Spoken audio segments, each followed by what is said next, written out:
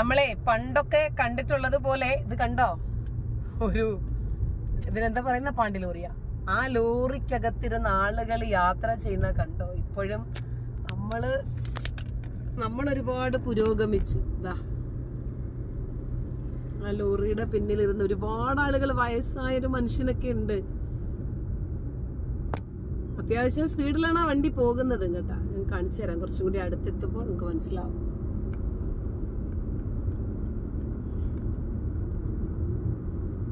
കണ്ടോ, ഒരുപാട് ആളുകൾ അതിന്റെ അകത്തുണ്ട്. കുത്തി തിരികെയിരിക്കുക, വല്ല കല്യാണങ്ങൾക്കോ കച്ചേരിക്കോ അങ്ങനെ എന്തെങ്കിലുമൊക്കെ ആയിരിക്കും.